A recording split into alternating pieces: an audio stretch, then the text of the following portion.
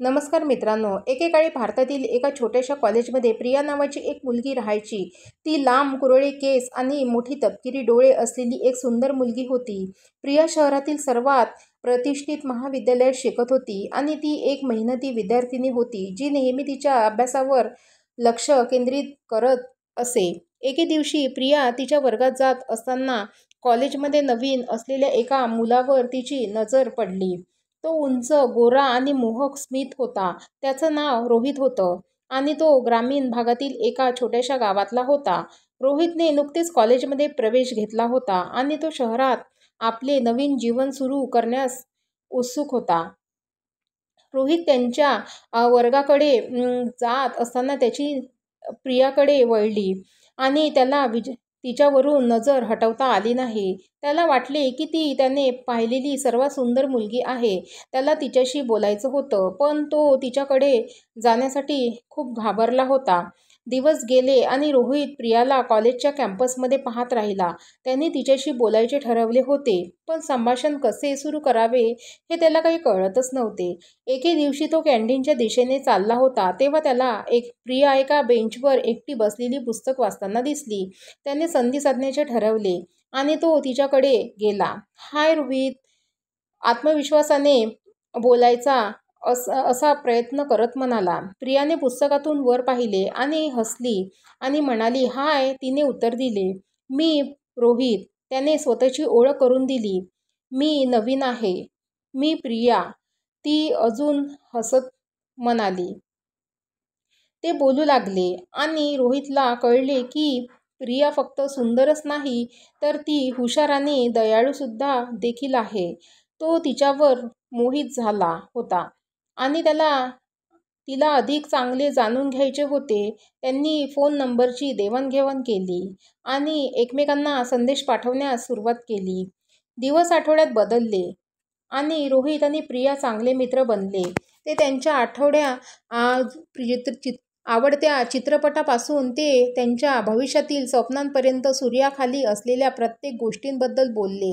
रोहित स्वतःला प्रियाच्या प्रेमात पडला होता, पण तिलाही तसंच वाटत होतं की नाही हे त्याला माहीत नव्हतं. एके दिवशी रोहितने सर्व धैर्य एकवटले आणि प्रियाला तिच्याबद्दल कसे वाटले ते सांगितले. "प्रिया, मला माहीत आहे की आम्ही फक्त मित्र आहोत, पण मला तुझ्याबद्दल जे वाटते ते मी मदत करू शकत नाही.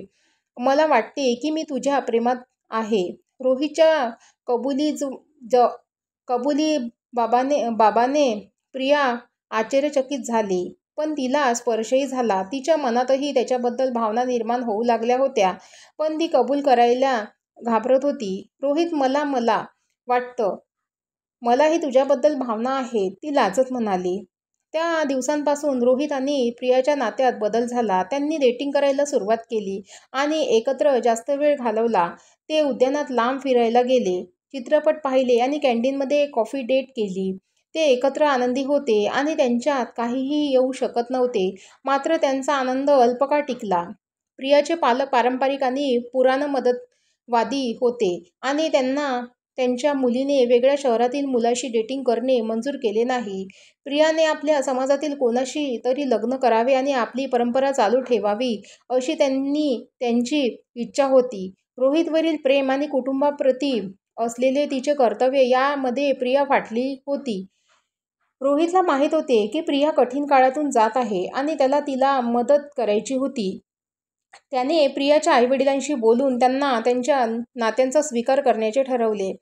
तो त्यांच्या घरी गेला आणि त्यांना भेटायला सांगितले. रोहितला पाहून प्रियाच्या वडिलांना आश्चर्य वाटले, पण त्यांनी आतमध्ये त्याचे स्वागत केले. ते बोलायला बसले आणि रोहितने त्यांच्या प्रियावर किती प्रेम केले आणि आयुष्यभर तिची काळजी कशी घेणार हे त्यांना समजावून सांगितले. त्याने त्यांना वचन दिले की तो प्रिया किंवा त्यांच्या कुटुंबाला दुखावणारे काहीही करणार नाही. प्रियाच्या वडिलांनी चेहऱ्यावर एक कडक भाव घेऊन रोहितचे म्हणणे ऐकले. त्यांना त्यांच्या मुलीने वेगळ्या समुदायातील कोणाशीही डेटिंग केल्याबद्दल त्यांना आनंद झाला नाही, परंतु रोहितचा त्यांच्या मुलीवरील प्रामाणिकपणा आणि प्रेमामुळे त्याला संधी देण्याची खात्री पटली. काही तासांच्या चर्चेनंतर प्रियाच्या पालकांनी अखेर रोहितच्या कुटुंबियांना भेटून त्यांच्या लग्नाच्या शक्यतेवर चर्चा करण्यास सहमती दर्शवली. रोहित आनंदी होता आणि त्याने प्रियाच्या आईवडिलांचे त्यांना संधी दिल्याबद्दल आभार मानले. रोहितने तिला घडवलेल्या प्रकार सांगितल्याबद्दल प्रियाला पण खूप आनंद झाला. तिच्या आईवडिलांनी रोहितच्या कुटुंबाला भेटायला होकार दिला यावर तिचा विश्वासच बसत नव्हता. तिने रोहितला घट्ट मिठी मारली आणि दोघांनाही आनंदाचे अश्रू तरळले. पुढचे काही आठवडे रोहित आणि प्रियासाठी उत्सुकतेने आणि अस्वस्थतेने भरले होते. रोहितच्या कुटुंबियांच्या भेटीसाठी ते तयारी करत होते आणि सर्व काही सुरळीत होईल अशी आशा त्यांना होती. शेवटी तो दिवस आला जेव्हा प्रियाचे पालक रोहितच्या कुटुंबाला भेटले. रोहितचे आईवडील प्रियाच्या आईवडिलांचे स्वागत करत होते आणि त्यांनी लग्नाच्या तपशिलावर चर्चा सुरू केली. प्रिया आणि रोहित एकमेकांच्या शेजारी बसले हात धरून हसत होते. काही तासांच्या चर्चेनंतर अखेर प्रियाची पालकांनी आपल्या मुलीला रोहितसोबत लग्न करण्यास होकार दिला. रोहितच्या कुटुंबाने त्यांना आपल्या मुलाला ज्या पद्धतीने वाढवले ते पाहून ते प्रभावित झाले.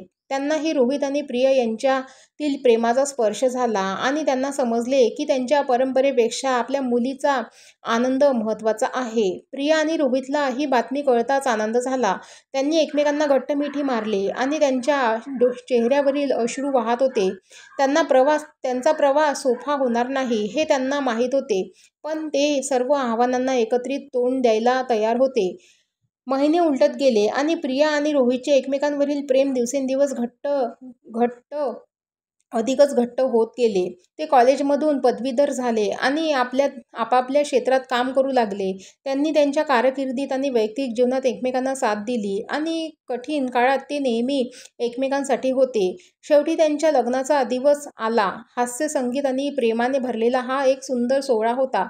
प्रिया तिच्या पारंपरिक भारतीय वधूच्या पोशाखात अतिशय सुंदर दिसत होती आणि रोहित त्याच्या शेरवानीत देखणा होता. त्यांनी शपथेने देवाणघेवाण केली आणि आयुष्यभर एकमेकांवर प्रेम करण्याचे वचन दिले. वर्ष सरत गेली आणि प्रिया आणि रोहित एकत्र म्हातारे झाले. त्यांना 2 सुंदर मुले होती आणि त्यांनी एकत्र आनंदी आणि परिपूर्ण जीवन निर्माण केले होते. त्यांच्या प्रवासात आलेल्या आव्हानांना ते कधीच विसरले नाहीत, परंतु त्यांचे एकमेकांवरील प्रेम कोणत्याही अडथळ्यांपेक्षा अधिक दृढ होते हे त्यांना नेहमी लक्षात राहिले. प्रिया आणि रोहितची प्रेम कहाणी त्यांच्या छोट्या कॉलेज टाउनमध्ये एक कॉलेज प्रेम कथा. लोक त्यांच्या प्रेमाने सर्व अडथळ्यांवर कसे विजय मिळवले आणि त्यांनी इतरांना अनुसरण्यासाठी एक उदाहरण कसे ठेवले याबद्दल बोलले. अशाच आव्हानांना तोंड देणाऱ्या तरुण जोडप्यांसाठी ते प्रेरणास्थान होते आणि त्यांनी हे सिद्ध केले की खरे प्रेम नेहमीच मार्ग शोधते. सरतेशेवटी प्रिया रोहितची प्रेम कथा ही केवळ एक कॉलेज प्रेम कथा नव्हती, तर ती प्रेमाची शक्ती आणि ती सर्व सीमा कशी जिंकू शकते याचा पुरावा होता. Thank you.